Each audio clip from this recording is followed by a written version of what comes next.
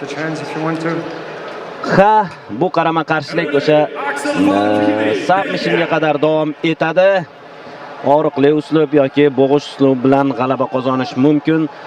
Bo'lmasa durang qayd etiladi deya ma'lumot berishdi do'stlar. Demak, birinchi raund start oldi. Bir raund davom etar ekan bu jang. To'g'ri? Ha, albatta. 10 daqiqa. Agar og'ritish uslubi qo'lga olinsa yoki taslim bo'lish belgisi berilsa, albatta qaysidir bir tomon g'alaba qozonadi, bo'lmasa yuqorida aytilgandek durang qayd etiladi. Press konferensiyada Azat Maksum Ramazon Temirovga oyoqlarini ehtiyot qilishni aytgan edi. Albatta. Ko'ramiz bugun. Ha, bularning UFC'dagi to'qnashuvi amalga oshmadi. Har ikkisi bitta vazn toifasida harakat qilgan edi UFC'da. Lekin Azat Maksum o'sha so'nggi mag'lubiyatidan so'ng UFC rosteridan o'chirildi. Umuman olganda barcha janglarida yaxshi harakat qildi, biroz omad yetishmadi. Maksumga o'sha Tagir Ulanbekov bilan ham ajoyib jang o'tkazgan edi. Umuman Dog'iston kurashiga yetarlicha javob bera oldi deb o'ylayman o'sha jangda Azat Maksum. Va mana shunday kurashchi bilan grappling bahsini qabul qilgan Ramazon Temirovga tasanno deb qo'yaman, chunki aynan uning hududida jang qilyapti desak ham bo'ladi hozir, ya'ni o'sha kurashda. Ha, albatta. Lekin Ramazonni o'sha kurashga yaxshigina himoyasi mavjud. Endi bu yerda faqat himoya emas, balki hujum ham kerak bo'ladi. Ko'ramiz. Birinchi urinish Maksum tarafidan chiqib ketish kerak, big mountga o'tmaslik kerak.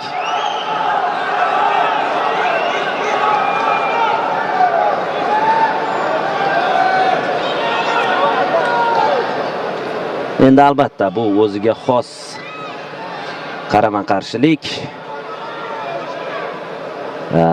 MMAdagi rekordiga hech qanday ta'sir ko'rsatmaydi. Arman Sarukandan misol olsa bo'ladi. Har oy demak grappling bahslarida qatnashadi. Aynan Shara Bullet bilan ham bahs yuritdi va durang qayd etilgan edi. Aynan Arman Sarukan. Arman Sarukan Shara Bulletdan keyin ham bir kurash tushishga ulgurgan. Hozir yana keyingi bahs ham aniq kurash bo'yicha. Bo'sh o'tirmayapti Arman umuman. Hozir mana Ramazon ham diskvalifikatsiya qilingan hozir vaqtincha. Aynan mana shu vaqtni behuda sarflashdan ko'ra mana shunday bahsni qabul qilishni afzal. Menimcha yechildi bu va katta ehtimol bilan mart oyida yechilishi kerak edi adashmasam. Yo'q, shunaqa yechildi deya ma'lumot berdi Jasur Alijonov.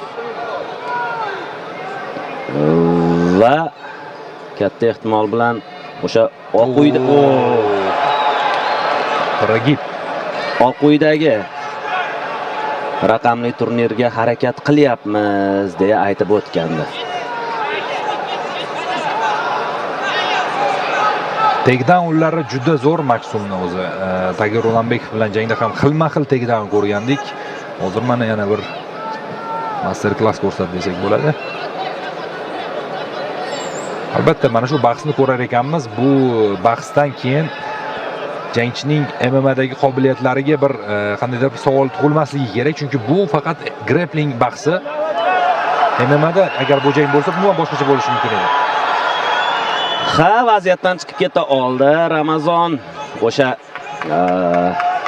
parterga olib tushgan vaziyatda agar ochkolar hisoblanganda 3 ballni qo'lga kiritar edi Maksum.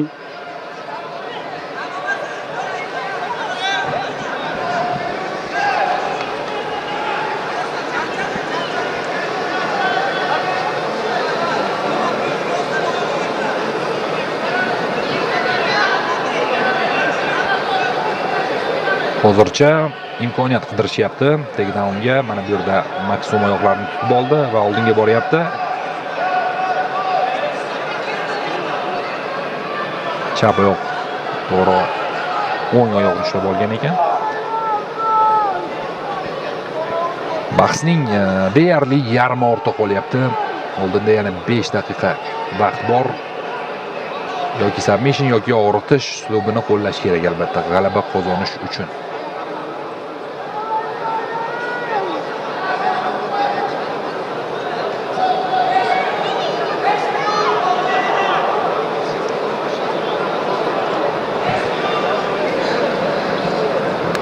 Ha, grappling haqida so'z ketar ekan, baribir eng mashhuri hozirda Gordon Ryan ekanligini aytib o'tish kerak. Shuningdek, Craig Jones ham bor, Byron Gracie ham bor. Quvnoq sparingdek bo'lyapti, bir-birlari bilan kulishib, hazillashib kurashishyapti albatta, bu yaxshi. Jarohat kerak emas, chunki Ramazon UFC'da jang oladi tez orada. Azat Maksumga esa press konferensiyada ushbu ligada kelajakda grappling emas, balki MMA bo'yicha jang qilish taklif tushdi. Nima deysan degan savol ham tushdi. U esa agar yaxshi taklif bo'ladigan bo'lsa, yo'q deydi. Prof grappling to'qnashuvi sabab bo'lgani uchun submission bo'lgani yo'q. Shuning uchun jangovar durang в этой схватке объявляется боевая ничья.